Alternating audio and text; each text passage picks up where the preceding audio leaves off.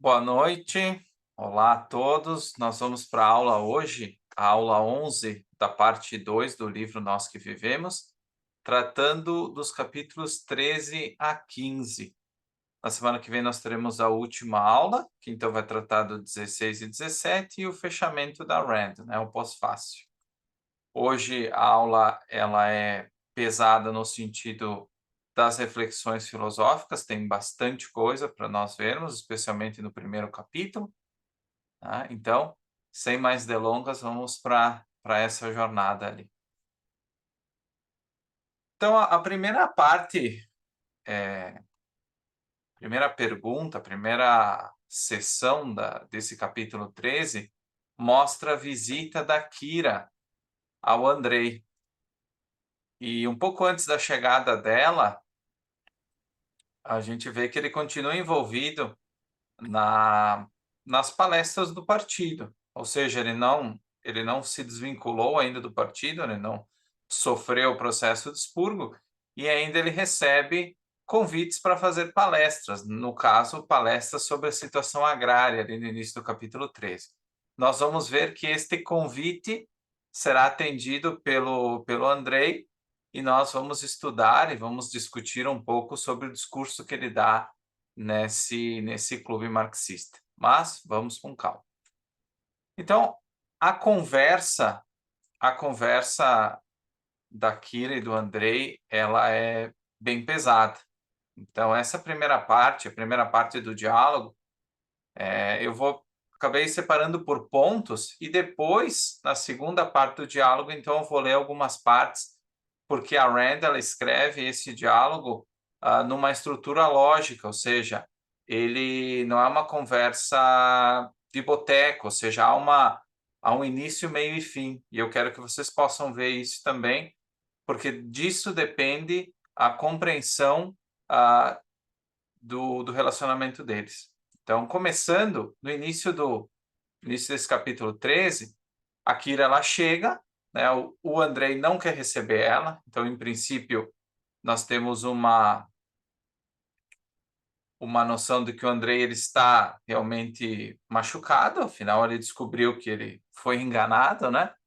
Que a Kira era, de fato, a mulher do Liu e que dele era simplesmente, inclusive ele chama ela de prostituta, né? Não é essa a tradução, mas politicamente correto se faz pesar aqui no curso, mas então ele chama ela de uma prostituta, porque de fato ela fez o que ela fez por dinheiro, né? E a gente sabe o motivo dessa busca, que era para financiar o tratamento do Liu. E a Kira propriamente diz para o Andrei que ele podia ter a sua vingança agora, mas que ela não tinha nada a perder. Só que ele tinha algo a perder. Nessa primeira parte da conversa não fica claro o que era isso. Nem para ele, porque ele logo vai dizer, vai deixar transparecer o que ele perdeu, mas a Kira já sabia o que ele tinha perdido. Então, lá no início do diálogo, da mesma forma de quando ela chega, ele continua achando que ela merece, que ela deve pedir desculpas. Então, nessa primeira parte do diálogo, o Andrei ainda se coloca como, vamos dizer assim, uma vítima da situação, né? E a Kira continua forçando. Ela continua forçando a situação, porque ela está transtornada com o que está acontecendo. E ela se diz orgulhosa. Ela diz que todo aquele amor, os abraços, os beijos, as relações que eles tiveram, para ela representava só um maço de notas para pagar um sanatório, né, de tuberculose na Crimeia, no caso, a para atender a saúde do Liu para que ele pudesse melhorar. Então ela até fala pro Andrei que ele tinha direito a tirar a vida do Liu, porque ele tinha pago por ela. Então, olha só que situação. Então, essa é a primeira parte do diálogo. É a parte do Andrei com uma posição mais defensiva, achando que ele merecia desculpa da Kira. E a Kira partindo para a ofensiva. largando todas as verdades do que ela vinha segurando ao longo do tempo, né? Os segredos, a parte dele de ser amante dela, de ter trocado, de ter vendido, no caso, se vendido para pagar o tratamento do Leo. Então essa é a primeira parte do diálogo. E aí nós chegamos numa parte onde que o Andrei diz que não sabia. Ele disse que não sabia, e isso é fato, né? Nós conseguimos ver ao longo do romance que ele de fato não. Por mais que a Kira desse pistas do que estava acontecendo, ele não tinha conseguido entender. Então, essa é a primeira parte do diálogo. E a Kira, ela. Então, quando ele diz que ele não sabia, no intuito talvez de se desculpar com a Kira, né? Aí ela pede para ele. Ela disse que era muito simples saber, que era só olhar ao redor dele o que acontecia com os homens nos sótãos das cidades vermelhas. Então ela disse que ele devia ter visto, né? Ele provavelmente viu tantos homens na mesma situação, mas ele não se deu conta disso. Até esse momento não fica claro que o Andrei tinha se dado conta, mesmo dentro desse diálogo aqui do capítulo 13, até essa parte do diálogo, ele disse que não sabia. E a gente pensa que ele não sabia só do que aquilo estava fazendo, mas na verdade ele não sabia de muita coisa. E a gente vai entender agora ao longo do capítulo. Então ela comenta sobre essa questão de que ele devia ter se dado conta ao ver o que estava acontecendo ao redor, mas que o Leo era diferente. E por que ele era diferente dessas outras pessoas que ele devia ter visto? Porque ele queria viver. E aí ela pergunta para o Andrei se ele acredita que tudo que respira pode viver. Nesse momento ele não responde. Tanto que ao longo do diálogo desse capítulo 13 ele não responde de forma clara. Mas ela fala do Leo e ela mostra que ele tinha o potencial de viver. Que viver, ela reforça, não é respirar, sobreviver, mas buscar valores e chegar ao seu potencial. E que Leo era uma dessas pessoas. Só que ela fala e ela admite que o Andrei aprendeu de forma diferente. Tá? Que ele era diferente dos outros cidadãos, que ele não ele no início ele precisava de descanso, ar puro e comida, mas que o grande potencial não era esse. E que o Estado soviético tratou ele como igual aos outros. Tanto que ela fala, havia um médico em um hospital que disse que havia centenas em sua lista de espera.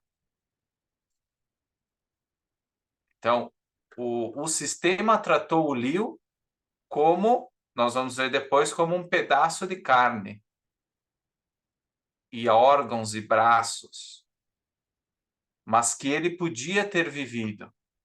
Ele tinha o potencial para fazer coisas diferentes. Mas que ele era só mais um que tinha que ficar numa fila. Muito pior do que isso. Ele nem mesmo tinha direito a estar na fila, como o próprio médico falou, ainda na época quando a Kira tentou achar uma vaga pública, vamos dizer assim, para internar o Liu. E aí ela continua falando numa segunda parte do diálogo, e ela fala assim: para vocês, todas as pedras são paralelepípedos. Ela falando do Estado soviético. Para vocês, todas as pedras são paralelepípedos. Não sabem, e aí ela diz: vocês não sabem o que fazer com os diamantes como o Liu. Eles brilham ao sol, incomodam os olhos, são muito duros sobre os cascos que marcham em direção ao futuro proletário. Vocês nunca descobrirão outros usos para o diamante. Então ela falou que realmente, continuando a parte anterior do diálogo, eles simplesmente não conseguiam saber o que existia de especial no Liu e na Kira e no próprio Andrei, querendo ou não. Eles não conseguiam entender diferenciar as pedras. Aqui ela usa o exemplo de pedras. Todo mundo era paralelepípedo. Todo mundo devia pisar em cima. E se qualquer coisa que brilhasse incomodava. Incomodava os olhos, ela fala.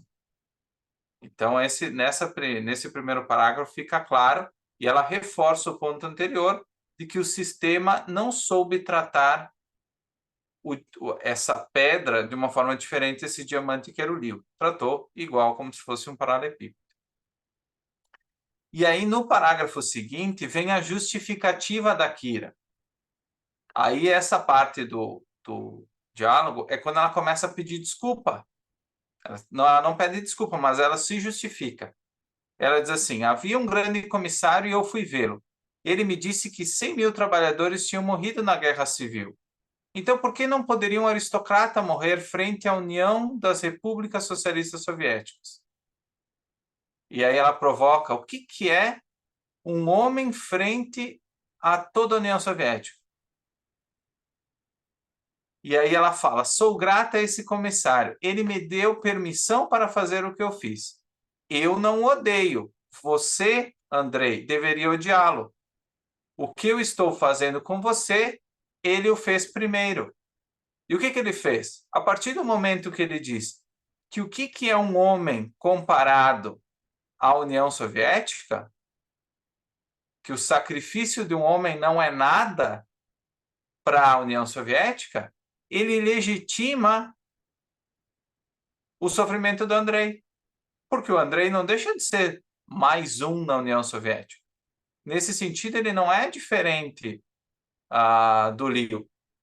Ele é só mais um monte de carne humana, como ela fala, né? Como o texto fala. Então, nesse momento, ela se justifica. Ela diz: olha, eu tinha um sentimento de culpa, eu não me perdoo pelo que eu fiz, mas eu fui justificada justamente pelos teus colegas de partido, pelo partido em si. Porque essa era a visão que eles tinham do ser humano, né? E ela segue aqui. Então, depois dela justificar, ela explica por que o Andrei é culpado. E ela fala assim: eu paguei em você e para você por toda a tristeza que seus camaradas trouxeram ao mundo. Aí ela complementa o parágrafo anterior. Se vocês nos ensinaram que a nossa vida não é nada frente à do Estado, então quem está sofrendo na verdade? Se eu lhe trouxe o último inferno do desespero, por que você não diz que a própria vida de uma pessoa na verdade não importa? Então ela diz assim: olha, Andrei, você cria um sistema, o seu partido cria um sistema que não valoriza a vida do indivíduo, não valoriza, considera que todos são paralelepípedos, que devem ser. E por que ela usa essa figura do paralelepípedo? Porque o que você faz com o paralelepípedo? Você pisa em cima dele. Você pisa, ele é no chão, ele não tem valor nenhum. E ela diz: bom, se o sistema realmente defende de que a vida de uma pessoa não importa, por que a sua deveria importar? Não deveria. Porque o Estado diz que não existem valores individuais, que individualismo é crime, é um costume burguês. Então, os próprios sentimentos do Andrei, pela Kira, por mais verdadeiros que sejam, eles não valem nada. Eles não valem nada. E eles devem ser pisados como um bom paralelepípedo. Ele deve ser amassado. Então, e aqui a gente consegue entender melhor por que o Andrei é culpado pelo que ele acontece. Aqui nós não estamos dizendo que a Kira ela é moral, no sentido de... A gente pode considerar que ela seja moral no sentido que ela se justifica devido ao sistema, mas ela sabe que ela errou. E como isso fica claro ao longo desse próprio diálogo. Agora, o Andrei montou todo esse cenário para esse fato que está acontecendo. Tudo que está... A consequência das ações do Andrei está vindo agora à tona. E depois ela faz uma piada, na verdade, que ela diz: por que você amou uma mulher e ela jogou seu amor na sua cara, mas as minas proletárias da bacia do Dom produziram 100 toneladas de carvão no mês passado. Né? E aí, olha que interessante o que ela fala. Havia 2 altares, e você percebeu repentinamente que um estava uma prostituta e no outro cidadão Morozov. Ou seja, é esse tipo de coisa que o sistema produziu. Ele produziu a prostituição de um lado, a figura da Kira se sacrificando, no caso, não se sacrificando, mas se colocando num papel imoral para poder sobreviver e não alcançando o seu ideal, e do outro Morozov, que nós vimos na aula passada, que era o piolho, né, do Timoshenko. E aí ela continua falando sobre que a ênfase que o Estado dá às toneladas de trigo, ao carvão, à central elétrica, né? E aí depois ela reforça novamente no final do parágrafo, e ela diz assim: não é nada mais que um problema pessoal de uma vida privada, do tipo com que só o falecido velho mundo poderia se preocupar. Aí vem a provocação. Você não tem nada de maior? Maior é a palavra que seus camaradas usam pelo que viver? Ou tem, camarada Taganov? Então, essa pergunta que ela faz retoma aquela pergunta que nós falamos agora há pouco. Que ela pergunta o que ele tem a perder. O que o Andrei tem a perder? E a gente sabe o que é o amor da Kira. O valor que ele tanto prezou, ele perde. Ele perde justamente por causa das ações do partido. E a reflexão final desse primeiro diálogo é quando ela diz assim: eu nasci e sabia que estava viva e sabia o que queria. O que você acha que está viva em mim? Por que você acha que estou viva? Porque tenho estômago? Porque respiro? Não. É porque eu sei o que quero e aquilo que sabe como querer não é a própria vida? E quem neste maldito universo pode me dizer por que razão eu deveria viver por qualquer coisa que não o que quero? Então, ela retoma o que nós falamos anteriormente, no sentido de que vocês veem que há uma repetição muito grande nessa questão do que significa viver, do estômago, da comida, da digestão. E sempre logo depois vem a provocação do que é realmente valioso, do que significa viver. Depois ela acaba explicando também o que o exército fez. Eu não quero ser repetitivo, mas esse parágrafo vocês vão ver no material ali na página 3, em amarelo, no diálogo, é muito marcante. Que ela repete a questão: chegaram e proibiram a vida aos que vivem, conduziram-nos todos a um porão de ferro e fecharam todas as portas hermeticamente. Lembra que o título do livro poderia ser Hermético, né? Airtight. Então, sem ar. Então, aqui também volta a noção inicial do livro. Então, vocês percebem que a Rand consegue articular a história de uma forma que, a cada diálogo que nós vamos trabalhando, sempre existe um elemento a mais que vai completando. Existe uma repetição de uma verdade anterior, de uma descoberta anterior, e isso fica muito claro no Andrei. A gente consegue ver como ele evolui nos diálogos com a Kira, e sempre um algo mais que dá continuidade para o próximo capítulo. E até para o próprio pós-fácil, que nós vamos ver na próxima aula. Então, essa é a primeira parte do diálogo do capítulo 13. Eu tentei, de certa forma, sintetizar um pouco, mas vocês vão poder rever tudo isso também no material, para que fique bem firme, bem claro na questão da reflexão. E uma coisa que me chama a atenção como um adendo, se vocês perceberem os concursos internacionais de ensaios, a obra Nós que Vivemos não é tratada. Inclusive, o Objetivismo Brasil formalmente fez uma reclamação nesse sentido, porque o Nós que Vivemos traz uma reflexão basilar sobre valores. Eu posso dizer que é a reflexão mais pura e mais direta sobre valores, a mais concreta sobre valores dentro dos romances. É a mais fácil para entender.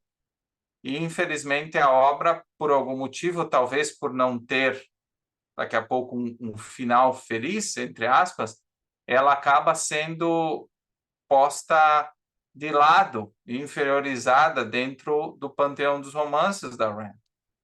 Quando, na verdade, ele traz uma amostra valiosa de um primeiro esforço da Rand. A gente sabe que Nós que Vivemos não é o auge, né? Como nós vamos tratar da revolta de Atlas ali, começando no dia 13 de junho, o curso, mas ele traz reflexões valiosíssimas sobre valores, sobre ética. E, infelizmente, ele muitas vezes é deixado de lado. Por isso que o nosso trabalho, o trabalho do Objetivismo Brasil, e nós estarmos aqui discutindo esta obra, é um ato, de fato, revolucionário. É um fato que acontece, talvez, a primeira vez com tamanho número de pessoas discutindo essa obra de forma sistemática e detalhada. Então, nesse sentido, também nós merecemos esse parabéns, porque nós retomamos, aqui no Brasil, uma discussão de um dos romances mais valiosos da Rand. Então, esse é um adendo que eu quis fazer, porque, de fato, é importante que seja feito. Então, depois de tudo isso que a Kira fala, qual que é a reação do Andrei? Porque ela explicou de novo. Ela, como nós vimos, ela se justificou, ela explicou a teoria, ela explicou o que ele significou para ela, num claro momento de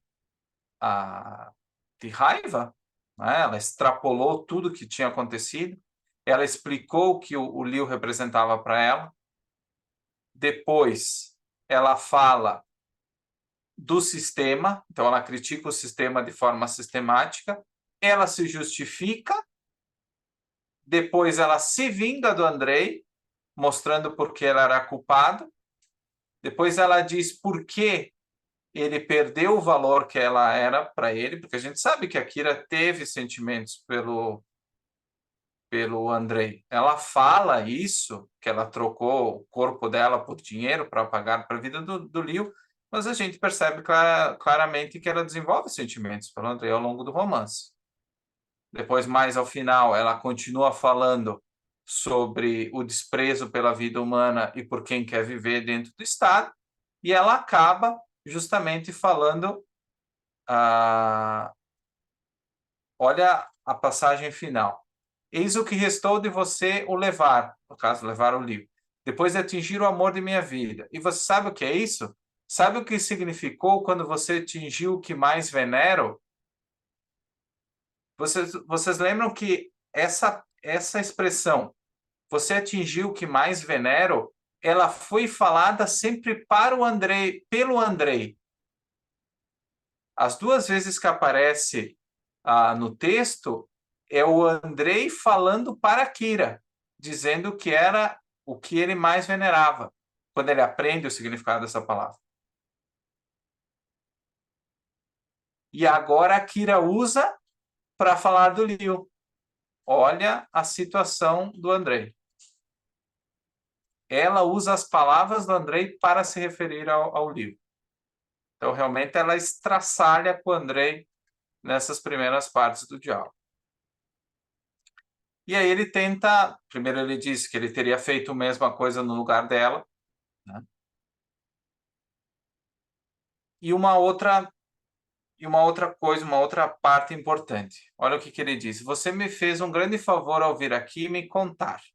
Porque veja, você me devolveu algo que eu pensava ter perdido.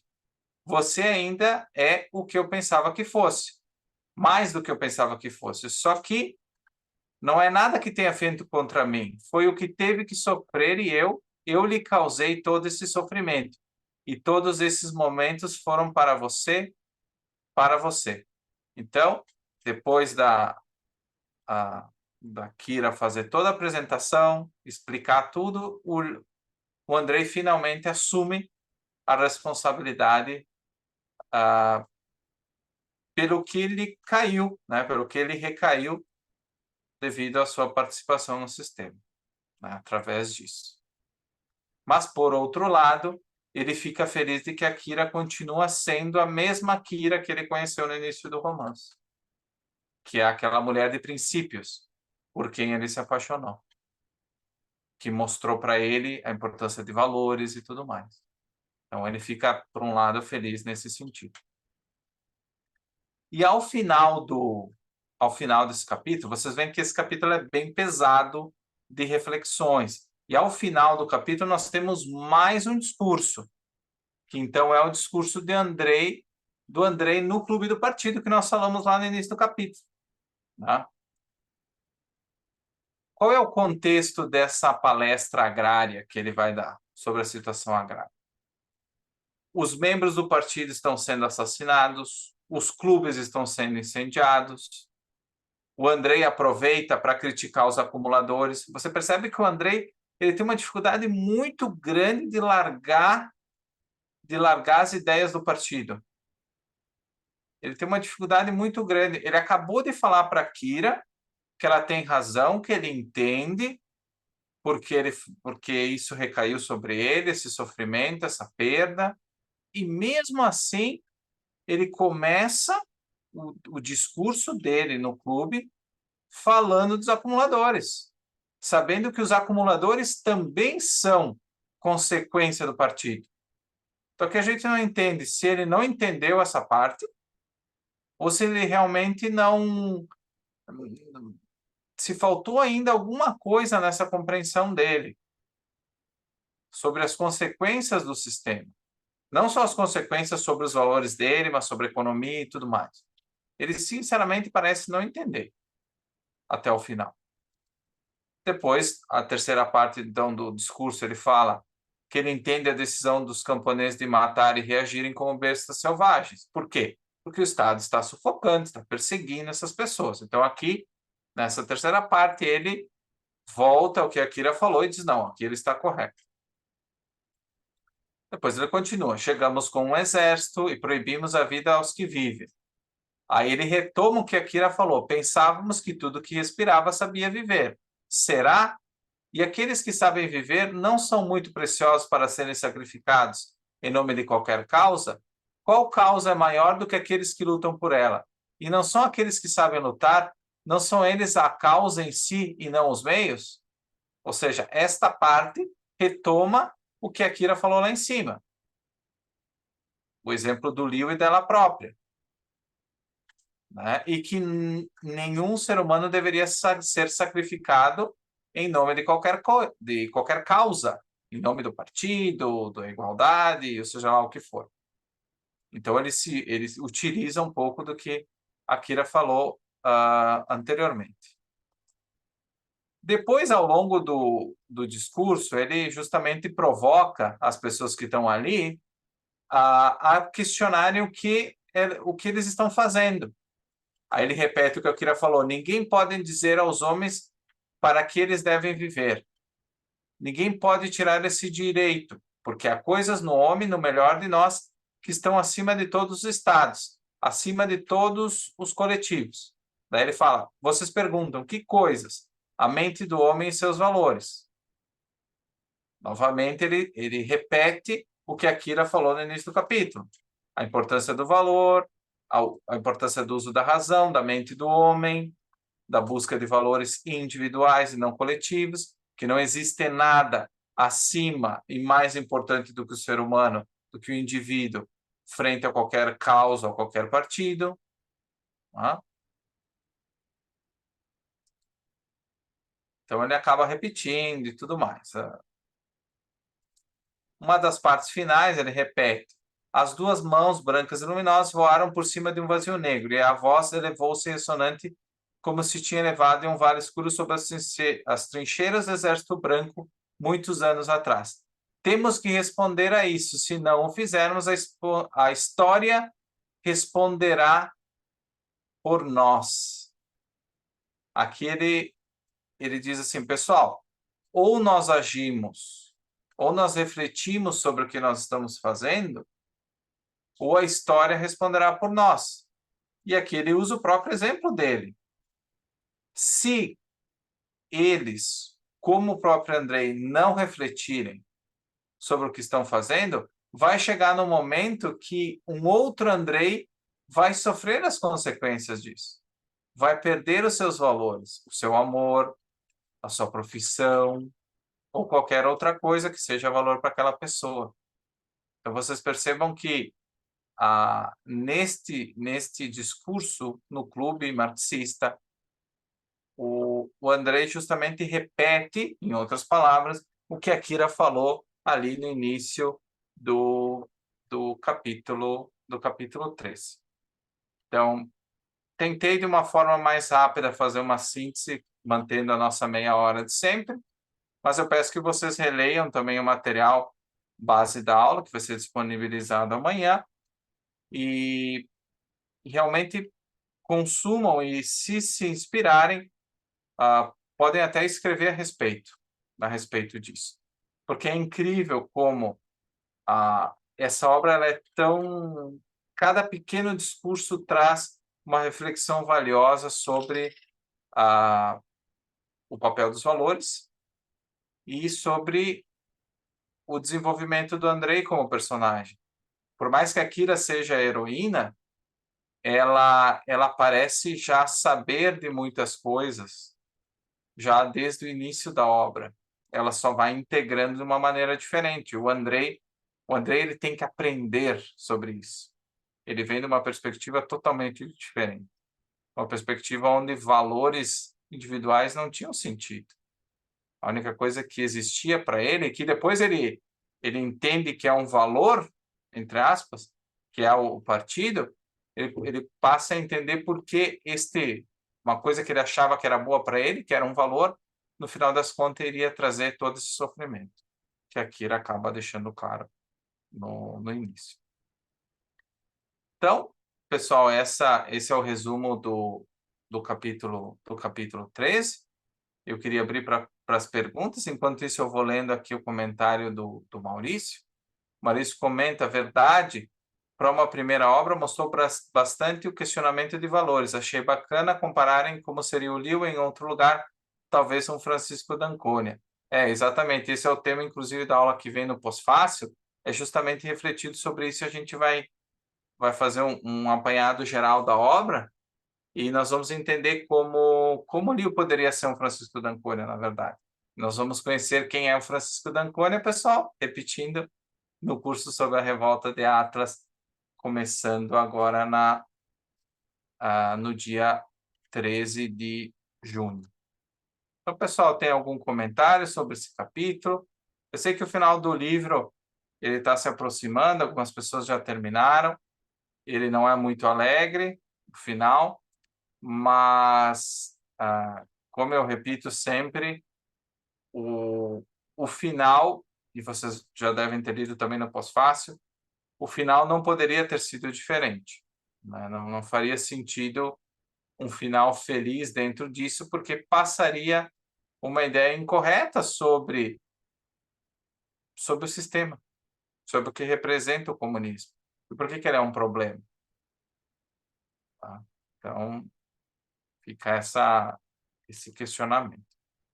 Não sei se alguém tem uma pergunta, deixa eu ver, tem o Ulisses, o Eric. O Eric, eu não sei se melhorou o microfone já.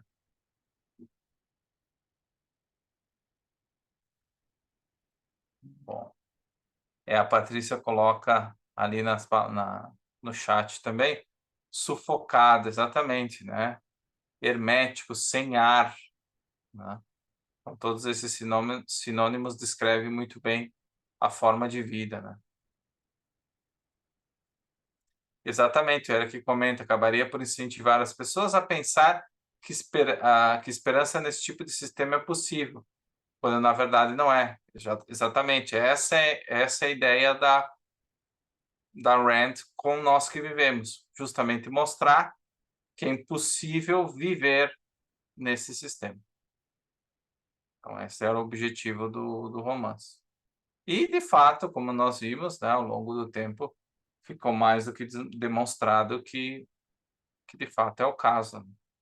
Não quer dizer que ninguém na União Soviética teve trabalho, que todo mundo morreu de fome. Não é isso, porque é importante a gente entender o sentido filosófico e o sentido econômico.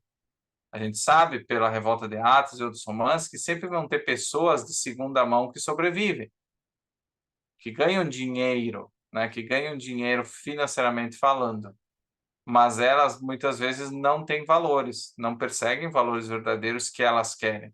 Elas vivem da pena ou da esmola alheia. Isso se deu muito na União Soviética, né? Então é bom a gente diferenciar, porque às vezes as pessoas acham assim que ter um futuro e ter valores é ter dinheiro, é ganhar dinheiro de alguma forma. E a gente percebe que o único jeito de ganhar dinheiro nesse sistema é pela via imoral, né? É da forma clandestina, é como acumulador, que o Andrei condena, por exemplo, é com um comércio ilegal, com roubo, né? Como especulador, exatamente, que o Eric comenta. É muito importante não confundir dinheiro, ganhar dinheiro com ser moral e muito menos com justificar um sistema. Que, infelizmente, muitos autores liberais defendem uma versão de utilitarismo, que não é focado em valores, mas é focado no bem para o maior número, que é uma definição, infelizmente, bem vaga sobre uma defesa bem fraca, né, do que é o capitalismo. Mas não é o tema da nossa aula de hoje. Então, nós começamos o capítulo 14 e o capítulo 15. Eles já são capítulos um pouco mais rápidos, né? Eles não contam tanto com diálogos mais filosóficos, né? Então, o capítulo 14 ele começa com a Rand quebrando um pouco, porque o capítulo 13 tinha sido bem pesado. Então, a Rand ela acaba fazendo uma ironia, trazendo a conversa da Sônia com o Pavel Sierov, no sentido do nome da futura criança. Então, eles falam, ela propõe Ninel, que seria Lenin ao contrário, ou Tiabrina, né, em homenagem à Revolução de Outubro. E vocês percebem que a Sônia, ela de fato tem um desejo que essa criança ela seja um símbolo do novo Estado, de uma ideologia livre e sã do proletariado. A Sônia, de fato, ela acredita nesse sistema. Ela é um péssimo exemplo de pessoa, mas ela tem um compromisso maior, muito maior com o partido do que o Pavel. Tanto que o Pavel não está nem aí, ele não tem, claro, valores. O filho dele é uma massa de manobra, né? Uma coisa que ele... tudo bem, vamos ter um filho, tá ok. Ele não se importa com o nome, ele não se importa o que vai acontecer com ele, né? Com essa criança. Ele não se importa com a Sônia. A única coisa que ele quer é ter uma vida boa, confortável dentro desse sistema. Só isso. Não tem mais nenhuma preocupação específica com valor específico, alguma coisa que é importante para ele. O próprio partido também não é importante, o idealismo do trotskistas, né? E eles que são condenados ali, no caso, o próprio Andrei e o Timoshenko. como representantes da oratória, do idealismo exagerado, desnecessário. Então, ele não se preocupa nada com isso, filosofia, nem nada disso. Se vocês se lembram lá do início, quando nós conhecemos ele pela primeira vez, ele era um bom vivant. Ele queria sair para beber com os amigos e tudo mais. E depois, com o tempo, ele foi levando o crédito dos esforços do Andrei. Então, o Pavel ele continua igual do início ao fim. Depois dessa pequena quebra que a Rand nos traz, ela começa a falar da visita do Andrei ao Pavel. Porque no final do capítulo anterior, né, na metade, logo depois do diálogo, ele promete a Kira que era para ela ficar tranquila, que ele iria fazer alguma coisa. O que ele iria fazer? É justamente conversar, digo, intermediar, né, junto ao Pavel, para que o Leo seja solto. E vocês percebem que a estrutura do diálogo, esse não vale a pena ler, mas eu fiz em pontos a estrutura do diálogo que eles têm. Primeiro, o Pavel tenta convencer o Andrei sobre ataque aos especuladores, aos acumuladores, que é isso que tinha que ser feito. Tinha que atacar os especuladores. Os especuladores eram ruins para o partido. Isso não funciona. Depois, ele diz assim, ele recorre ao fato de eles serem amigos de infância, que é o que nós falamos agora há pouco. Também não funciona. Depois, ele recorre, ele oferece uma promoção e diz que ele não será expulso do partido. Ele diz assim, tá, Andrei, o que você quer, afinal? Tu quer uma promoção? Tu quer ser protegido do partido? Aí ele fala, não, nós podemos nos ajudar. Uma mão lava a outra. Eu te ajudo, para você não ser expulso do partido, e a gente fica bem. Isso também não cola com o Andrei. Aí ele tenta uma outra coisa. Ele tenta despertar raiva no Andrei, falando que a Kira o traía com o Liu. E vocês lembram que o Pavel foi falar com o Liu, né? Depois ele vai falar, no caso, né? Sobre a questão da Kira, né? Ele disse que a Kira então traiu ele com o Andrei. Então vê que o Pavel ele tenta atacar de todos os lados, né? Por último, daí ele já desiste, ele diz que ele é chantagista, então ele tenta gerar culpa no Andrei, né? E como nada funciona, ele acaba dizendo que vai fazer o combinado, que é o que o Andrei pediu para ele soltar o Liu, e o Liu é solto. Então essa é a dinâmica em 6 pontos da estratégia fracassada do Pavel de se salvar e da estratégia vitoriosa do Andrei em conseguir soltar o Liu da prisão.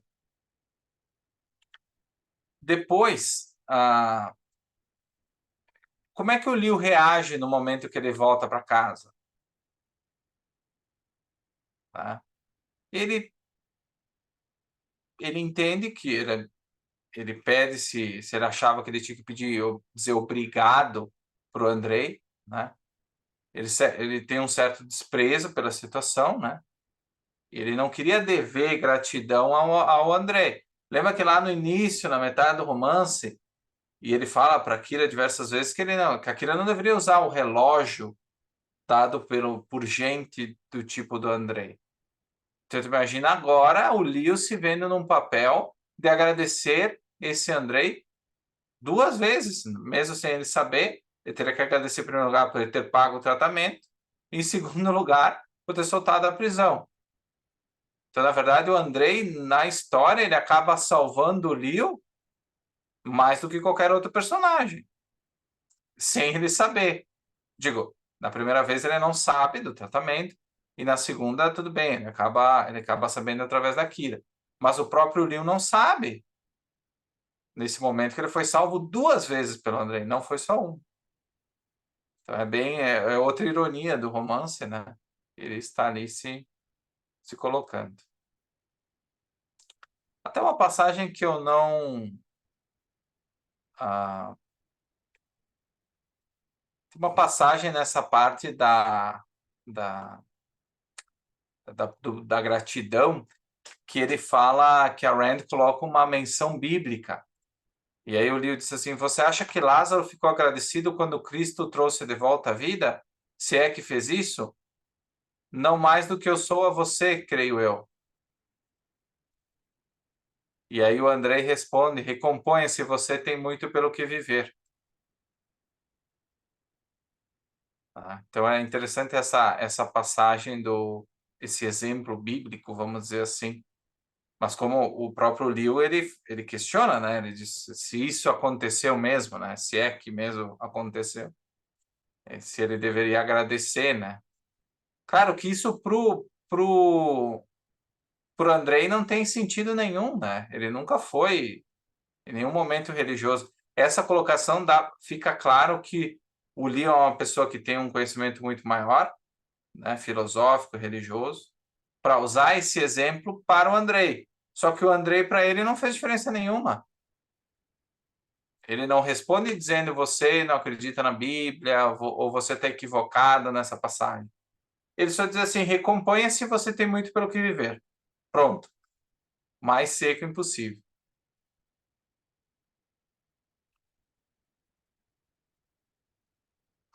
Então, mais para o fim do capítulo,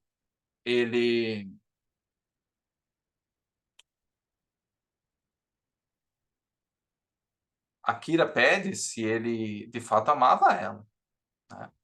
E aí ele também tenta questionar o fato de ele estar agradecido ou não a Kira pelo que ela fez. Só que, claro, depois que o Pavel conta, ele vem com tudo para cima da Kira, né?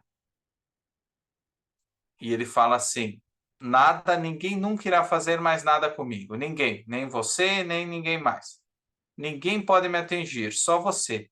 E agora nem você, ninguém. Por que não pode atingir ele? Porque aquela visão pura da Kira, que seria uma visão imaculada da Kira, de uma pessoa que tinha princípios claros, que não faria nada de errado, essa foi pelo chão. Acabou. Então ele como se soltou dessa amarra, dessa coisa que prendia ele. O que prendia ele era justamente essa pureza da Kira, né? E isso já não existe mais para ele. Então a última coisa que prendia o Liu de ele largar tudo mesmo de uma vez era essa imagem que ele cultivava da Kira. Só que a partir do momento que ela é despedaçada, ele não tem mais esse limite, né? Então nós estamos chegando ao final do capítulo 14. E o que acontece nesse final do capítulo 14? O que acontece no final do capítulo 14, que é uma das passagens. Nós vemos o Andrei, então, depois de ele conseguir soltar o Leo, ele acaba se afundando dentro do partido, né? Ele é tirado da GPU, vai trabalhar como bibliotecário, né? Mas ele se mostra ainda sereno dentro dessa mudança da realidade dele, de uma pessoa que tinha poder para um bibliotecário no clube de donas de casa. Veja bem, um herói da revolução, o melhor que o partido, que a Rand se esforça para criar um melhor exemplo do que seria um comunista, né? Seria o comunista ideal. Onde que vai parar o herói da revolução? Na biblioteca. Então a Rand nos faz pensar. Eu fiz de tudo para fazer um personagem perfeito, o melhor herói da revolução, que poderia, de certa forma, daqui a pouco ser um líder ou uma influência positiva dentro de todo o problema que existia do Estado soviético, e é ali que ele vai parar. E não é só, ele não para ali porque é uma escolha simplesmente da Rand. Porque sim, é uma escolha da Rand. Mas a mensagem que ela quer trazer é o seguinte: os bons nessa sociedade, eu não vou dar spoiler porque nós vamos falar na próxima aula, quais são as escolhas dos heróis nesse sistema? Quais são as escolhas? E o que acontece com eles? Eles têm 3 escolhas, mas essas 3 escolhas, nenhuma delas é positiva para os heróis. E as 3 escolhas, nós vamos ver, elas ficam na Kira, no Liu e no Andrei. Cada um deles representa as 3 escolhas fundamentais que se tem num sistema. Que as pessoas que têm princípios, né, que querem viver, têm um sistema como o Estado soviético. E aqui o Andrei ele vai acabando. Então, o final do capítulo 14 traz uma das escolhas, que nós vamos, como eu comentei, explorar na próxima aula. Mas a primeira escolha é o suicídio, que é a qual o Andrei recorre. Tá? Então, tem toda a descrição dele, que ele chega em casa, ele queima todos os materiais, os itens pessoais, o residente americano que ele tinha ganho da Kira. E ele fala, ele deixa uma nota dizendo que ninguém é responsável por sua morte. Ninguém é responsável pela morte dele. Ele é responsável pela morte dele. E não é só pela ação do tiro, mas ele é responsável pela morte dele. Ele é um dos caminhos possíveis para quem é um herói em meio a um sistema, como o sistema soviético. E, infelizmente, o caminho dele foi o caminho de tirar a própria vida. Então, esse é o capítulo 14, pessoal. Uma aula pesada hoje. Então, o David comentou aqui, dentro do contexto, o Eric comenta, esses dias mesmo o Haddad discursou na Câmara que o presidente anterior impedia a supressão dos indivíduos através de impedir... tudo bem. Sim, o que aí é falado é mais a questão da desigualdade e das políticas públicas ali, né? Sobre... Não, eu falo que no Brasil, desculpa, licença. Eu falo que no Brasil, para você enriquecer, você tem que ser através de meio ilícito, entendeu? É. Felizmente, não. Mas a gente sabe que a corrupção, inclusive existem estudos, inclusive estudos liberais, né? Que falam que a corrupção, o objetivismo não acredita nisso, mas que estudos que mostram que muitas vezes a corrupção é a única forma de você conseguir, de fato, operar dentro de determinados mercados. Ou seja, que ela seria como uma arma dentro de um combate de um mercado que, de outra forma, não poderia ser atingido, né? Ser ocupado. Mas não é o tema da aula. Quem tiver curiosidade também eu posso passar. Se eu não me engano, é um estudo do Art Garten, que é um economista austríaco. Vale a pena refletir, né? Mas, novamente, não é a postura do objetivismo. Você comenta também, é uma pena que o Liu acaba se perdendo dentro de uma depressão que acaba o tornando cínico. Eu não sei se ele entra... Eu não sei se eu posso dizer que ele tem uma depressão. Ele, na verdade, ele sabe... Ele é um outro caminho que nós vamos ver na próxima aula, mas ele é o caminho de desistir. Ele quebra. Ele não consegue aguentar a pressão, ele quebra. E o que sobra dele é um simulacro do que ele poderia ter sido, que é o que a Kira fala. Mas não por um motivo, vamos dizer assim, psicológico. Sim, tem um aspecto psicológico no sentido da pressão que é feita sobre ele, que a pressão que é feita sobre ele é uma pressão política, é uma pressão psicológica, é uma pressão econômica, ou seja, é uma pressão romântica também, no sentido de que ele não pode viver também esse valor, então ele não aguenta a pressão.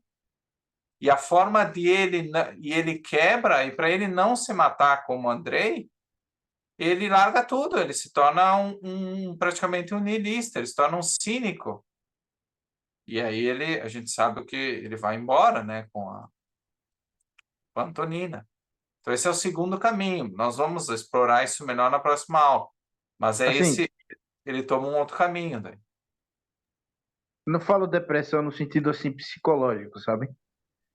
Eu falo no sentido de que, como pessoa, ele não tem nenhuma alternativa a não ser viver uma vida fantasma, vamos dizer assim, entendeu?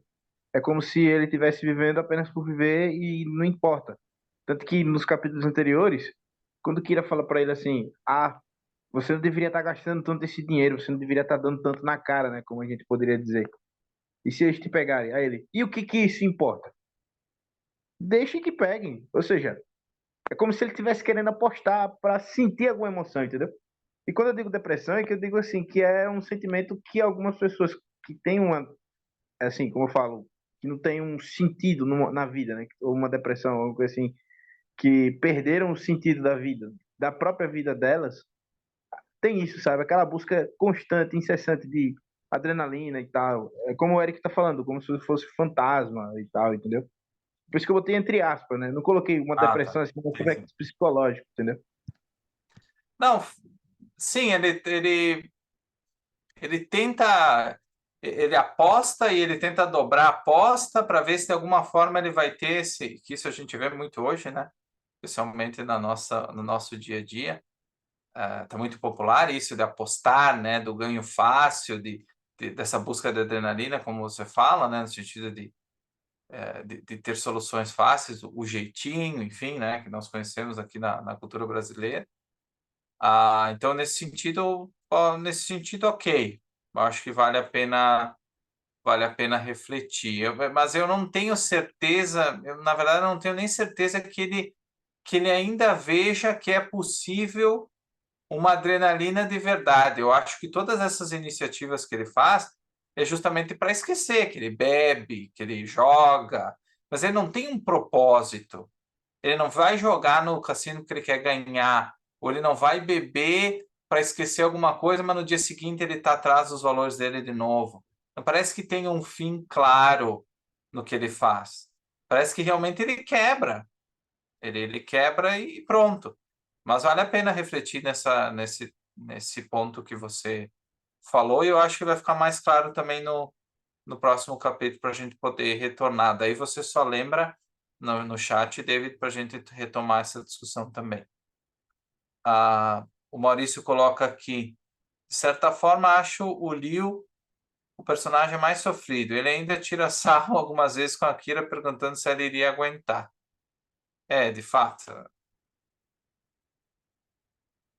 No caso, ele não se sente vivo. Sim, o Liu não se sente vivo, de verdade.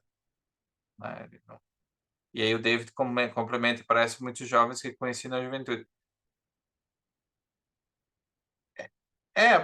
Porque, claro, esse é o contexto de nós que vivemos, é um contexto muito particular do sistema soviético, né? Mas esse problema, o David comenta aqui, não é fácil, não é fácil perseguir valores, não é fácil fazer o esforço para descobrir o que você quer fazer na sua vida e depois que você descobriu ir atrás e fazer acontecer. Não é automático. E só que o mundo lá fora ele traz uma ideia de que ele traz a ideia de que, por exemplo, o, quando você vive nesse mundo virtual é muito rápido, as coisas mudam muito rápido. Então parece que você vai fazer a mesma coisa, que o ser humano tem esse procedimento também. É um procedimento rápido, é um scroll, né? É subir aqui a página no Instagram e tudo muda, tudo acontece, é rápido, é fácil, todo mundo está se dando bem, só eu que não. Então, tem-se a impressão de que o processo de busca de valores, de enriquecimento, de beleza, ele é automático, porque é isso que parece no Instagram. É rápido, tu troca um perfil, a pessoa está na praia, ou ela está em Cancún, ou ela está ganhando muito dinheiro, ou ela está vendendo infoprodutos que estão rendendo 70, 80 mil reais por mês, e que qualquer um pode fazer, que é só copiar e colar, ou colocar um prompt no chat GPT, ele vai te dar tudo pronto. Tem-se essa impressão, né? E essa juventude está sendo criada. A nova geração está sendo criada dentro dessa perspectiva, da perspectiva do prompt, de eu mandar alguém fazer para mim. Não como parceria, não como um servidor, alguém que me ajuda dentro de uma determinada tarefa, mas para alguém que vai fazer para mim. E vai ser rápido. Eu vou dar uma ordem e vai acontecer. Que a maioria hoje os filhos mandam nos pais, né? Então é nesse sentido, existe essa ordem. Agora, tudo uma questão de um prompt. Então, eu faço isso em casa com os meus pais, eu olho no celular e é assim que funciona. Eu vou fazer um trabalho, eu coloco no ChatGPT, ele me dá. Tudo é dado. Eu não tenho que descobrir valores. É dado para mim. E pior, aí, com o passar do tempo, você parece o quê? A nova geração, e aqui não é, eu não estou querendo parecer o tiozão que critica gerações anteriores, mas tem-se essa impressão de que de que as coisas vêm prontas, que as coisas para estas novas gerações elas vêm prontas. Sim, há uma facilidade muito grande devido à tecnologia, mas o esforço de fazer curso, de descobrir teus valores, de perseguir esses valores, de conquistar, ele não mudou. Talvez ele tenha sido facilitado em algumas coisas e dificultado em outras, mas ele em si, o que a Rand fala do uso da razão, de uma epistemologia racional, isso não mudou. Nós só vamos, essas novas gerações, como cada indivíduo na sua vida, você só aplica em contextos diferentes. Mas tem que continuar aplicando. Isso, o método não muda. Pode ter 5.000 chat GPT novos, versões 5, 6, 7, 8. Isso não vai mudar. Só que isso não ficou claro ainda, né? E a maioria dos pais também não ensina isso, não tem o conhecimento, né? Então, infelizmente, muitas vezes as pessoas vão ter que aprender da pior forma possível, porque não tiveram isso em casa. Elas não aprenderam a aprender. Ninguém ensinou para elas. Elas aprenderam mais ou menos, né? Pelo que está disponível online e tudo mais. Tem alguns que se salvam nesse processo, que são autodidatos ou que têm maior facilidade, tudo bem. De uma forma ou de outra, eles vão chegando ali, acabam sendo racionais e tudo mais. Não precisa ser objetivista para ser racional, né, pessoal? É importante.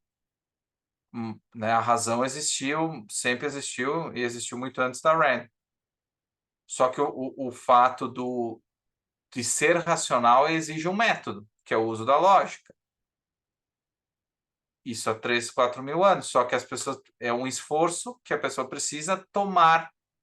Ela precisa agir e pôr em prática este método. Não chega pronto, né? Então, o Eric comenta aqui, sinceramente, esse problema não está tão distante assim no Rio de Janeiro. Como disse o David, os mais jovens estão ficando assim. Eu acho que diz respeito um pouco da reflexão que eu fiz agora, né? Mas é um tema que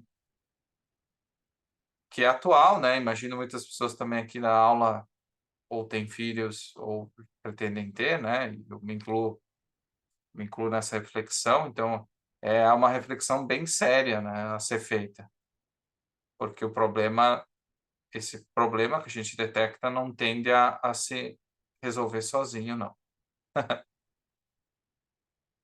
O Eric comentou. Não tem problema. O Ulisses falou aqui, o sistema destruiu os valores dele e, consequentemente, a sua autoestima, né? Destruiu a autoestima, a certeza de impotência. O Leo, ele quebrou. Ele quebrou tudo que, como a gente falou antes, né? Ele tinha o potencial para ser o Francisco d'Ancona em um outro contexto, mas nesse contexto ele quebrou, não aguentou.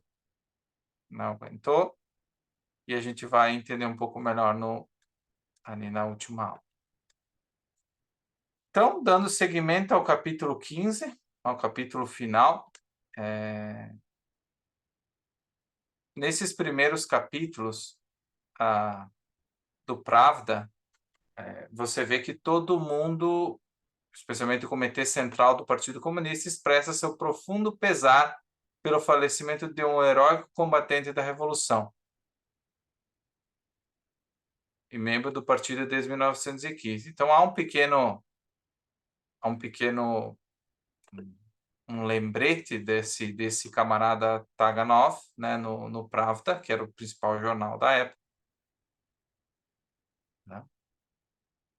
Como o editorial descreveu a morte do Andrei? Isso é bem interessante, né? Outro nome foi acrescentado à gloriosa lista de vítimas caídas no campo de honra da Revolução. Esse nome pode não ser conhecido por muitos, mas representa e simboliza os postos comuns de nosso partido, os heróis anônimos de nosso dia a dia. Então vocês percebem, tem uma pequena chamada de um herói da Revolução, do heróico combatente da Revolução, e depois ele já se chama um herói anônimo do nosso dia a dia.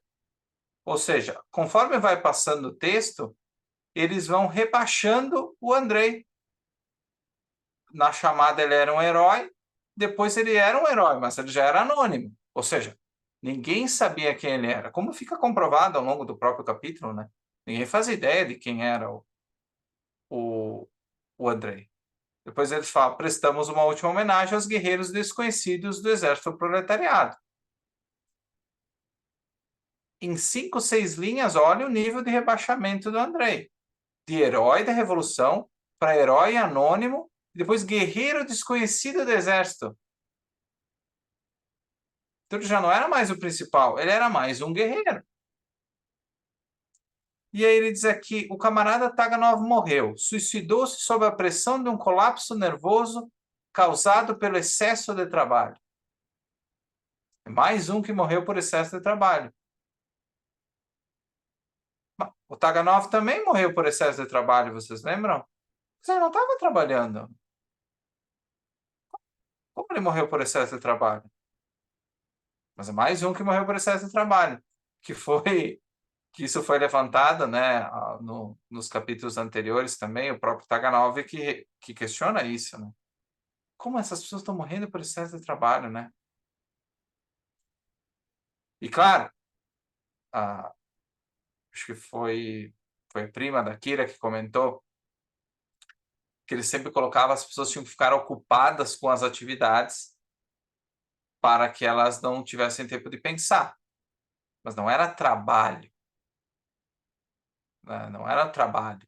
Era ocupação. Eles ocupavam o tempo com alguma coisa para eles não poderem pensar nos valores individuais.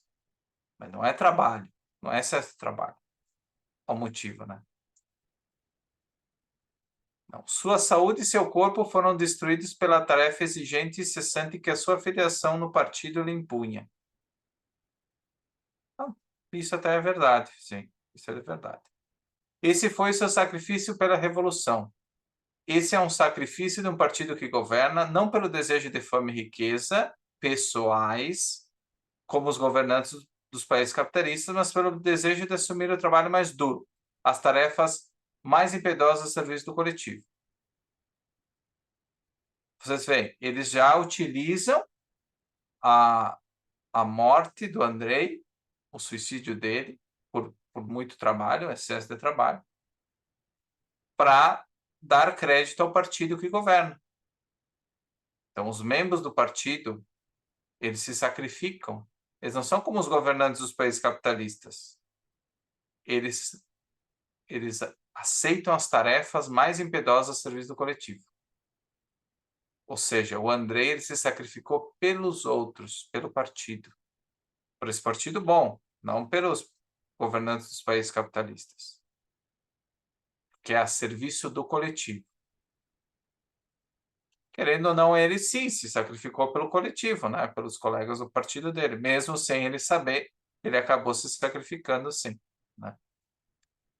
E nesses dias de lutas e privações, alguns de nós possamos sentir seu espírito debilitado, olhemos para o grande partido comunista que nos guia, que não poupa suas forças, suas energias, suas vidas. Ou seja, o Partido Comunista se sacrifica pelo coletivo. E o Andrei é mais um exemplo. Então vocês percebem. Herói da revolução, herói anônimo, guerreiro desconhecido, mas alguém que se sacrifica pelo coletivo.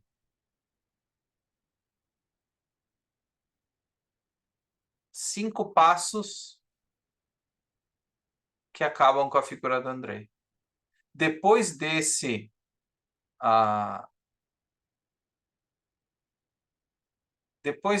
desse pequeno trecho do Pravda, o que se segue no resto do capítulo são pessoas que não conhecem o Andrei.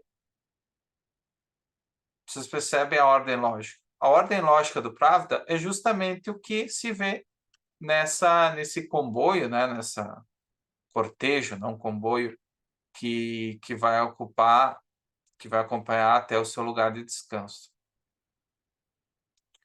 Pois existem os discursos do Sierov.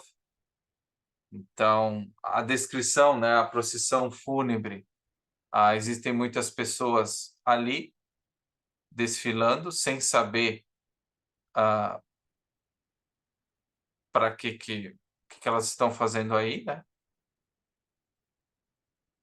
Agora, uma ironia no slogan Proletário do Mundo Univos, no contexto desse funeral, que tinha várias mensagens, né? Assim. A ironia, justamente ela reside nesse contraste entre a retórica política e a realidade mundana dos participantes.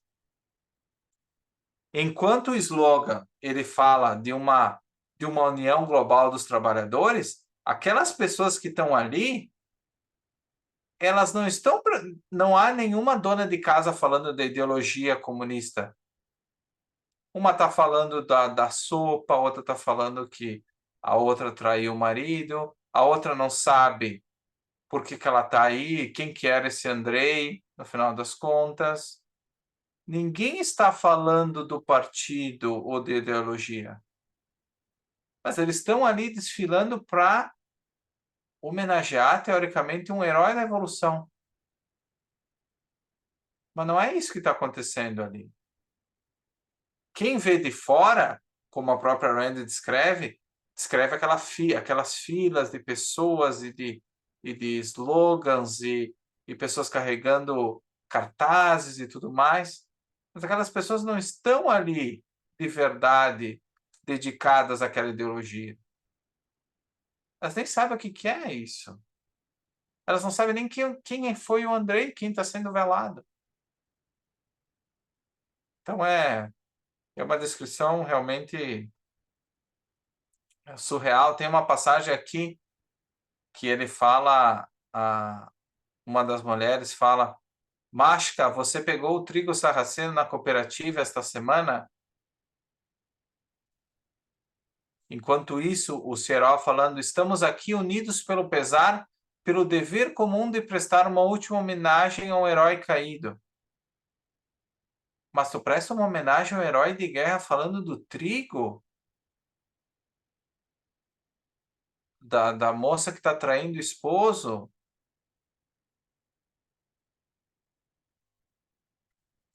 Uma coisa que o David comenta: estava todo mundo no velório e ninguém de fato estava lá para o velório. Na verdade, eles não sabiam nem por que eles estavam lá. Eles sabiam que alguém tinha morrido, mas eles não sabiam quem era, que era o Andrei, né?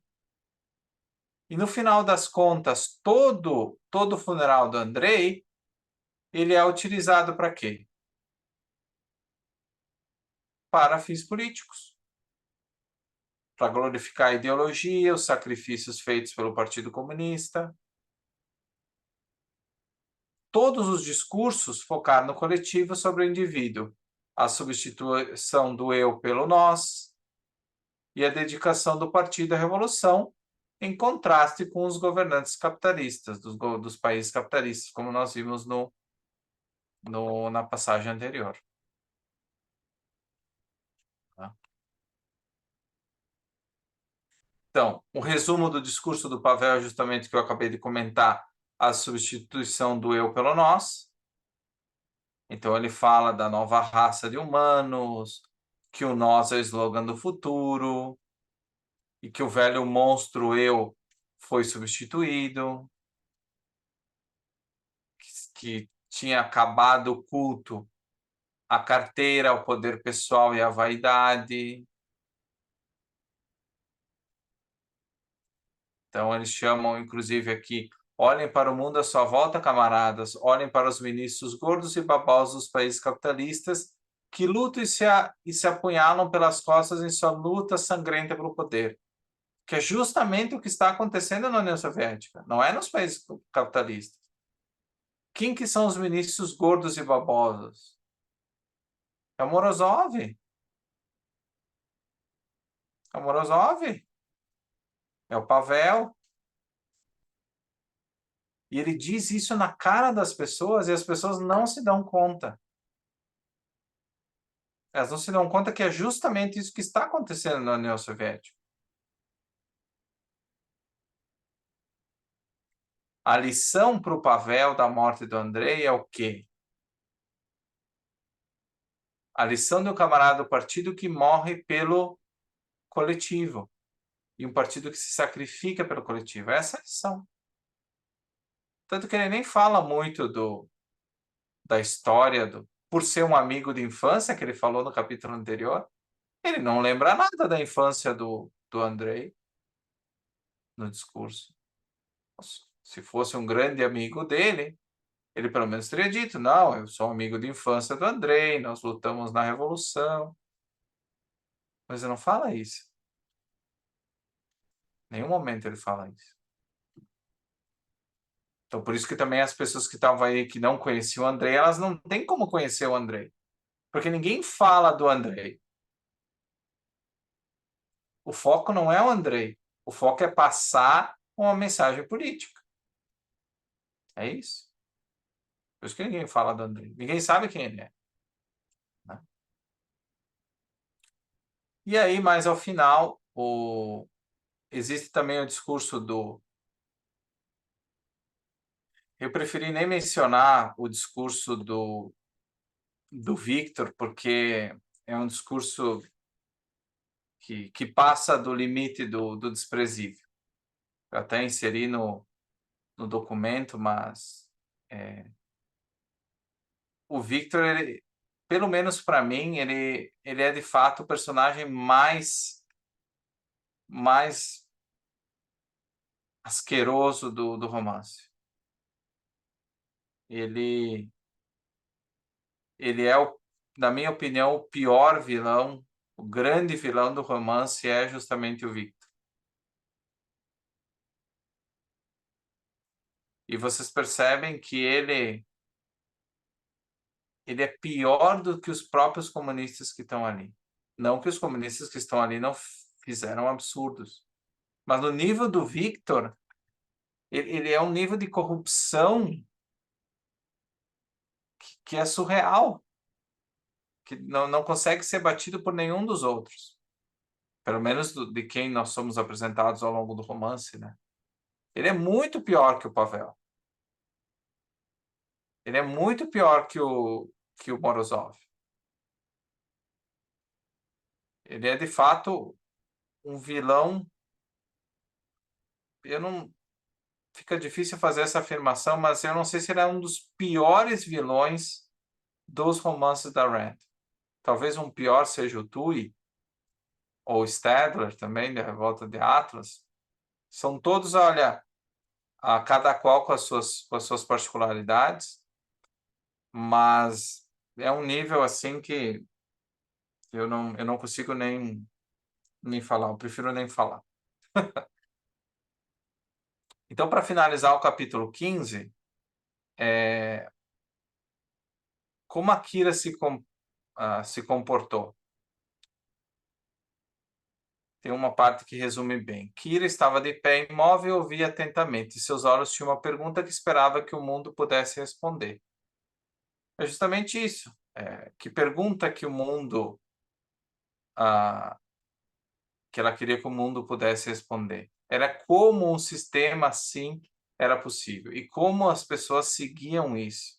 Por que elas não entendiam o que significava viver? Por quê? Então, finaliza o capítulo 15, né? Na próxima aula nós vamos ter, então, a finalização do livro e depois uma semana, vamos dizer, de folga para vocês começarem a ler, né? A Revolta de Atlas. E aí nós voltamos no dia 13. Então, a aula que vem, não percam, que nós vamos ter várias revelações e reflexões bem interessantes ali, marcando o final do livro e arrematando, né, o que faltou da parte filosófica também. Acompanhando aqui os comentários,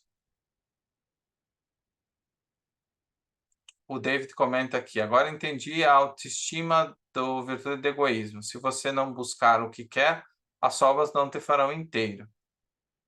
E aí ele brinca aqui, né? Eu ri demais lendo esse capítulo. Realmente, é um capítulo muito... Essa parte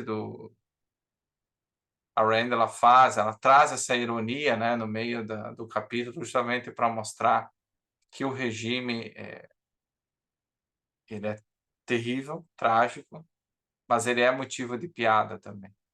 É um motivo de ironia, o funcionamento e o comportamento das pessoas, né? O Otávio comenta: o que me chamou a atenção foi: o excesso de trabalho nunca faz ninguém se matar quando o trabalho é satisfatório, e sim o contrário. Parece que eles dão um tiro no pé no próprio discurso. Sim, de fato, o trabalho produtivo, ele nunca, tanto se você for ver na realidade, não só no contexto da no contexto do romance, eu nunca ouvi ninguém cometer suicídio porque tinha um trabalho muito produtivo, né? Então é bem interessante essa colocação do Otávio. É que assim, como as pessoas elas não sabiam o que era valor, elas não buscavam valores, elas só sobreviviam, que era o que a Kira falou, elas não tinham noção de trabalho satisfatório. Elas não tinham essa noção. Para elas, trabalho era sentido do quê? Era o que elas tinham aprendido na época da própria União Soviética. Trabalho era o quê? Era o campo de concentração, era trabalhar para o partido. E nada disso envolvia prazer ou satisfação, porque isso era uma questão individual. Isso era proibido, era crime. Ter valores como um trabalho digno, como um trabalho que tu queria fazer, como a Kira. Ninguém consegue isso. Então, para elas, tanto faz. Se dissesse que morreu por excesso de trabalho, elas iam entender por quê. Porque elas mesmas estavam morrendo por excesso de trabalho. E elas viam seus vizinhos morrer por excesso de trabalho. Mas nunca passava pela cabeça delas que o trabalho podia ser satisfatório. Não existia essa concepção. O trabalho ele era igualado com sofrimento, labor, servidão e escravidão. Fome, miséria. Eu não trabalhava para obter autoestima, eu trabalhava para poder comer. Só para isso. Eu não trabalhava para investir, para ter um momento de lazer. Isso não existe no contexto livre na própria União Soviética. Com exceção, claro, dos grandes membros do partido, né? Então, eles saqueavam esse esforço e transformavam em alguma coisa de lazer, do restaurante e tudo mais. Mas, fora isso, né? Patrícia? Eu ia falar exatamente isso. Eu ia falar que era até a propaganda, no caso, é que o bom, o digno, o heróico era você se sacrificar. Não era para ter prazer, era uma coisa sofrida. O cara ia lá e se matava. Então, eles utilizavam isso para fazer a tal da narrativa, que isso é que era o ser herói, ser bom. O cara deu a vida pela causa. né? E não ao contrário. Eu tinha apertado a mão para falar e você falou que não existia essa coisa do prazer, do ser, você fazer a coisa que você gosta e obter prazer. Não, era o contrário. E até alguém falou, acho que eles deram um tiro no próprio pé. Na hora, até meio concordei, mas eu estou pensando nesse marketing reverso, que na verdade era isso. Tipo, olha, vocês todos, se quiserem ter isso, essa morte digna, eu estou falando aqui tudo entre aspas, né? É isso aqui que vocês têm que fazer, dar a vida pela causa, pelo partido. Exatamente, é justamente essa questão. Muito boa colocação. Otávio tinha levantado a questão do tiro no pé, e até ele comenta que eu acho o Pavel, o próprio amigo dele, que não fala o nome, assim, é o colega dele da sessão econômica, mais corruptos e toscos. Corrupto, sim, no sentido de porque de fato ele usava o sistema de uma forma incorreta, né? Agora eu digo como vilão, como uma pessoa que até o Maurício coloca aqui, o Victor faz ignorando essa consciência por diversas vezes, simplesmente executando, sem noção nenhuma do que é o ser humano, o potencial ali. Ele é um vilão muito mais basilar, vamos dizer assim. Ele é muito mais concretamente um vilão, né, do que... E ele não tem limites, né? O Victor, de fato, ele faz tudo o que precisa para aquele objetivo dele de participar do projeto, não sei o quê. Ele não tem nenhuma noção do... Ele justamente, todo mundo tem que se sacrificar por ele. E ele sacrifica, mesmo quem não quer, ele sacrifica também. Né? Me parece que sim, o Pavel ele é corrupto no sentido que nós conhecemos, economicamente corrupto, politicamente corrupto. O Victor não, ele é muito mais, ele é perverso num nível muito mais profundo. Parece que ele faz realmente que ele não tem um filtro. Não tem filtro nenhum. Não que o Pavel seja uma pessoa virtuosa, mas o Victor ele me parece muito mais bruto nessa maldade, nessa predação de fazer o que ele achava que ele tinha que fazer para conseguir o que ele queria. Patrícia? E na questão também todo mundo que estava lá, né, no velório, escutando, eles pregam essa narrativa e as pessoas que estão lá, estava todo mundo falando, né, que não estava nem aí para nada, uma estava conversando, fazendo fofoca, outra falando aquilo. É melhor ainda, porque ninguém está prestando muita atenção no que está acontecendo de verdade, de fato ali, que tudo que eles estão falando ali é o que, é isso mesmo, porque ninguém está prestando atenção, né? Cada um está falando de uma coisa que alguém escreveu, estava todo mundo lá, mas ninguém estava lá de fato.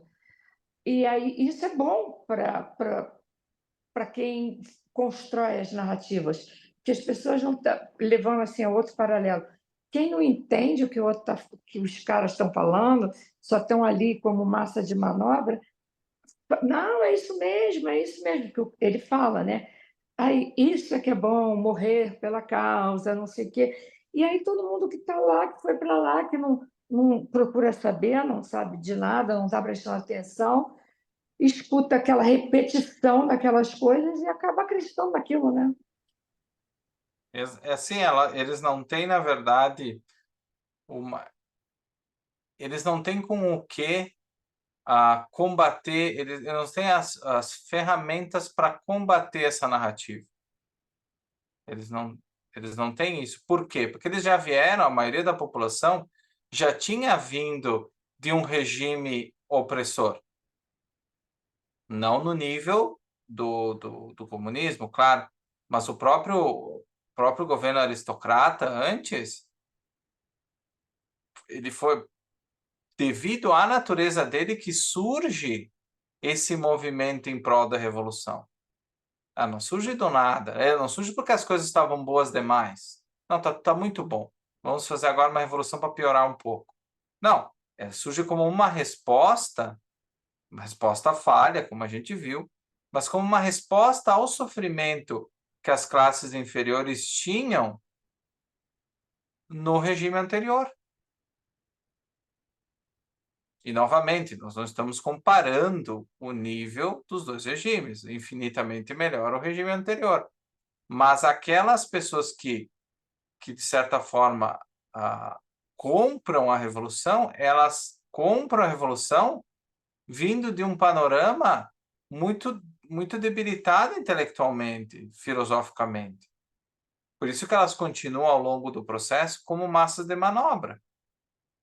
Porque não existe algo que tivesse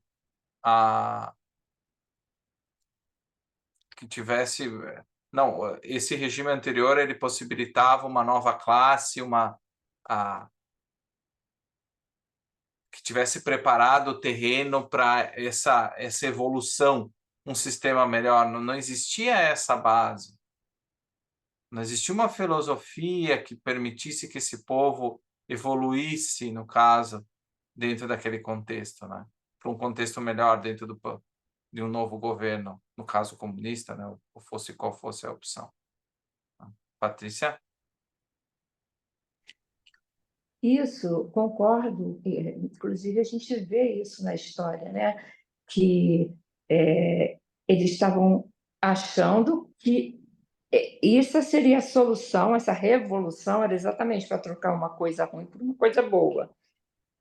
E foi uma coisa que se desvirtuou e não deu certo, né? E agora, o que eu estava dizendo de não ter é porque também eu não sei lá nessa época, mas hoje em dia a gente vê a mesma coisa. Poucas pessoas se interessam em saber de fato sobre o que é qualquer coisa, né? Apenas ouvem ou escutam, alguém disse, e então, assim, mais nesse sentido. Mas e ali estava todo mundo assim, não, estão falando que é porque é bom, vamos fazer, vamos fazer. E cada vez mais eles iam, por exemplo, nesse momento aí, da morte do Andrei, ao mesmo tempo que eles começam elevando, depois eles eram um qualquer, quando eles dizem, é uma pessoa comum, eles acho que eles estavam meio, mais ou menos assim, você aí, que é uma pessoa comum, você também pode virar esse herói. Né? Tem várias maneiras de você interpretar isso que eles estão falando, entendeu? Exatamente. Esse discurso ele é bem maleável, né? E tanto que os próprios, nesses discursos do capítulo 15, o foco, nós estamos falando da mesma coisa, mas o foco do Victor e o foco do Pavel já são diferentes em si. Então, você está falando da mesma narrativa, mas focos ligeiramente diferentes. Enquanto o Pavel, por um lado, ele diz que sim, que era um herói dessas pessoas, no caso Victor, um herói anônimo do partido, o próprio Victor, ele enterra totalmente o Andrei, a figura do Andrei.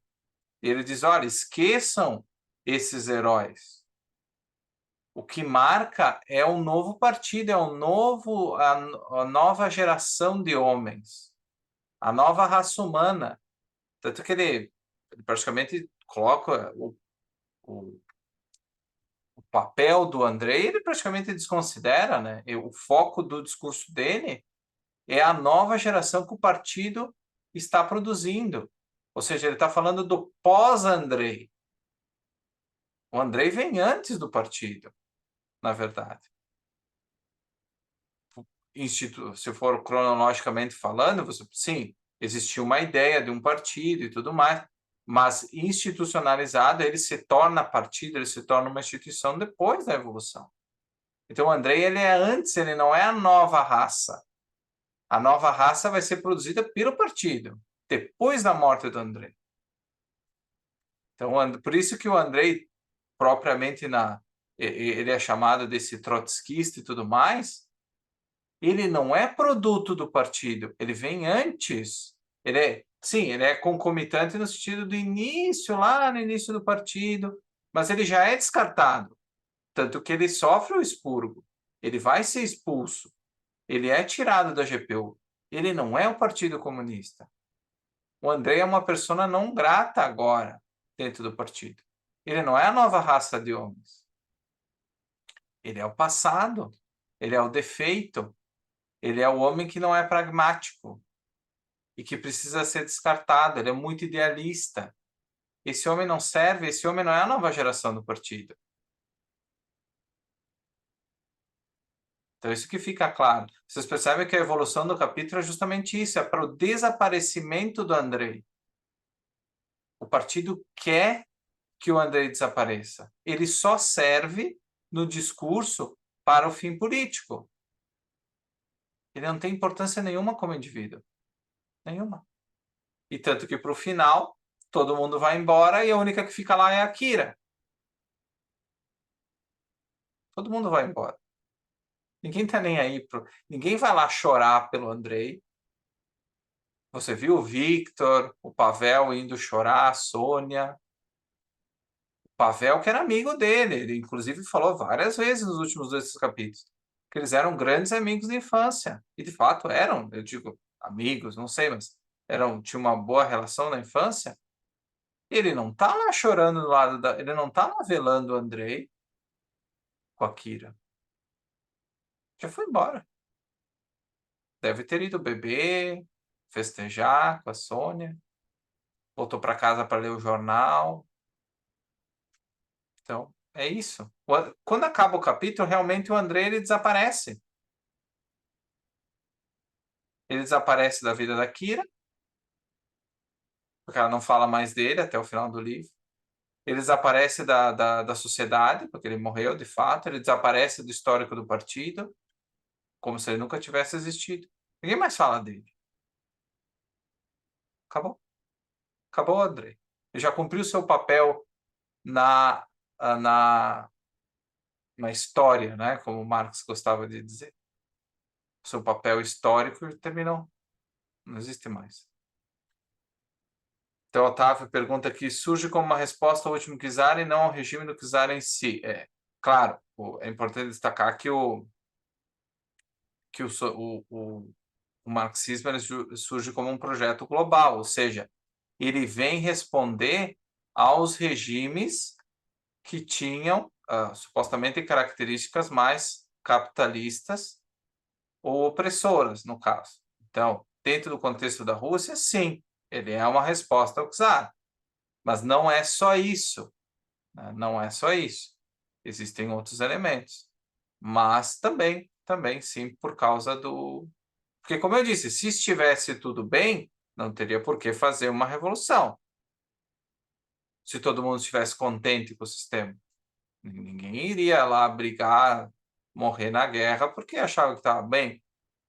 Então, existia uma classe, que era essa classe inferior, que sofria muito no regime czarista, e que é essa classe que veio a ocupar as fileiras, não só do exército, mas depois, essas pessoas que estão ali desfilando, a maioria delas são dessas classes, né?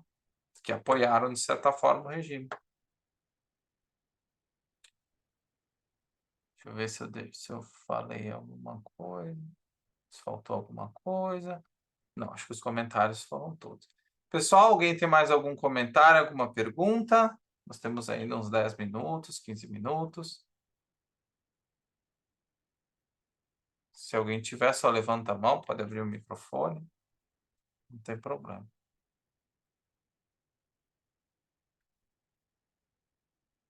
Realmente, essa última colocação do Otávio é muito importante, inclusive...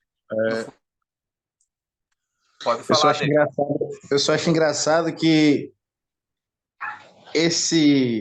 essa chamada, né, que eles colocam no jornal, ele morreu exausto de tanto trabalhar, etc, etc. Seria um ótimo lugar para se for viver, né?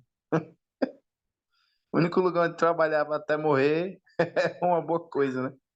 Eu acho que ela faz um paralelo aí com o mito de Sísifo, né? Você trabalha, trabalha, trabalha, trabalha, trabalha, até você chegar a um momento heróico, né? Em que você morreu pela revolução. Pode ser, sim, de fato, a Rand, ao longo dos romances, ela faz diversas relações com essas obras que ela apreciava, né? Então, algumas vezes conscientemente, eu acredito que até algumas vezes inconscientemente, né? Porque ela era uma literata, né? Então, esse ponto também, eu quero trazer o Felipe para falar um pouco dessa parte da literatura, especialmente a literatura russa e Victor Hugo, para que a gente tenha um pouco mais de noção. Porque, de fato, ela traz diversos elementos, né? Você vê a Revolta de Atlas, a Prometeu e tantos outros exemplos, eles vêm dessas grandes obras ali. Nesse capítulo 15, digo, no capítulo 14, temos essa pequena menção da boca do Liu, de uma passagem bíblica, fazendo ali uma crítica, mas de todas formas trazendo uma reflexão a respeito. Então, com certeza, existem diversas formas de conseguir criar esses paralelos, tanto dentro das obras dela, unicamente, entre elas, né, entre os romances, como também paralelos e pontes com outras obras da literatura universal. Então, só para finalizar, sobre o que o Otávio tinha comentado, nos próximos meses eu espero trazer alguns outros materiais também relacionados a nós que vivemos, né? E espero também ter algum resultado positivo quanto à negociação do filme, da exibição do filme para vocês. Tá um Como pouco assim? parado. O filme italiano? Sim, o filme italiano. Eu Ele tá legendei o filme. traduzido já? Oi? Ele tá traduzido ou você que vai traduzir? Não, eu já legendei, ele já está pronto. Só que por motivos de direitos autorais e tudo mais, e do diretor, que uma das coisas que eu quero é trazer o diretor para falar com vocês, que foi quem fez toda a edição e conversou com a Rand. Ou seja, a versão de 3 horas, que é aquela que eu legendei, ela é produto de um esforço desse diretor, do Duncan Scott, e da própria Rand. Eles sentaram, essa foi feita uma edição do filme de 42, ele foi fundido, as duas partes foram fundidas em uma só, de 3 horas. Daí eu legendei, então está pronto no português, só que infelizmente por enquanto a gente não conseguiu negociar da melhor forma, porque eles estão tentando colocar em plataformas e não sei o quê.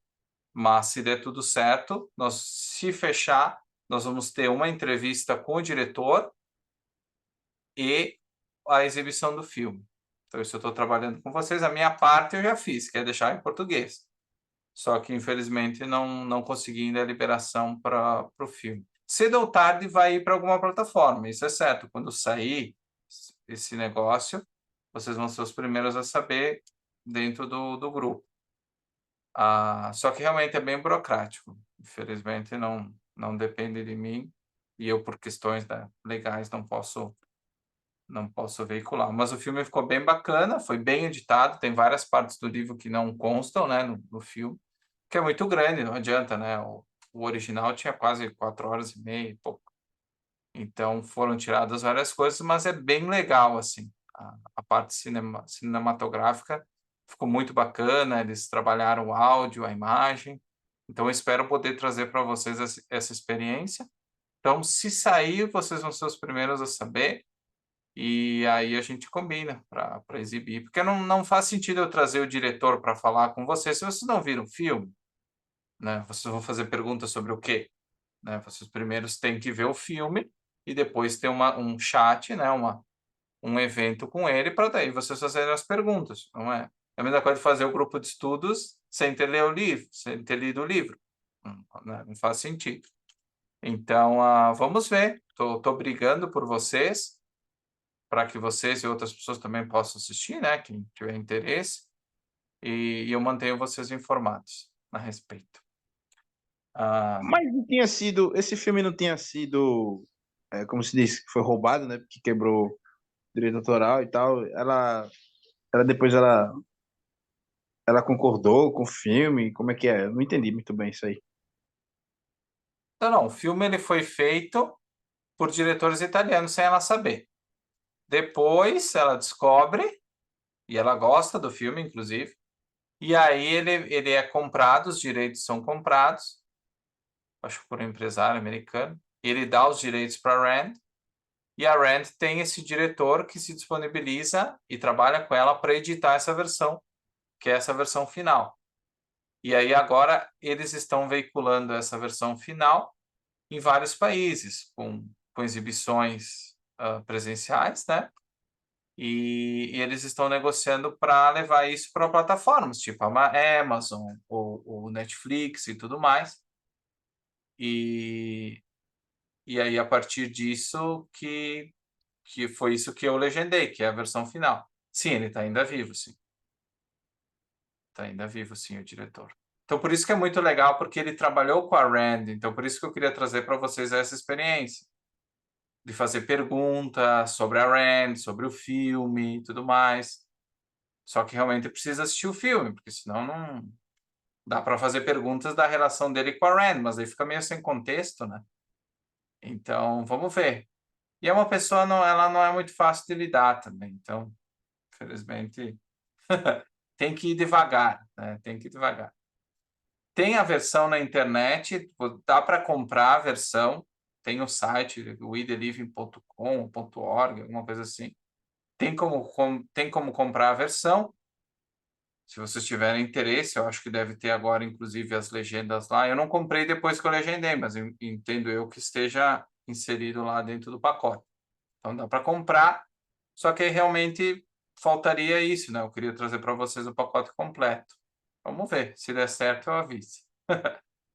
Um abraço, gente, bom final de semana e nos vemos na quinta-feira que vem para finalizar o estudo de Nós que Vivemos e já se preparando, então já fica também o convite para vocês se preparar, né? Já irem lendo também A Revolta de Atlas, né? Para quem não leu, a maioria das pessoas já leu ou teve um conhecimento ou já ouviu falar, enfim, mas comecem a ler de novo. Eu, eu aconselho a todos que leiam de novo, porque eu também vou ler de novo para montar as aulas. Então, vamos fazer isso juntos para poder ser o mais produtivo possível, né? Então, um abraço, gente. Se cuidem. Nos falamos aí. Boa Matheus, noite. preciso Oi. falar com você no final. Ah, ok. Eu vou terminar de gravar aqui. Peraí.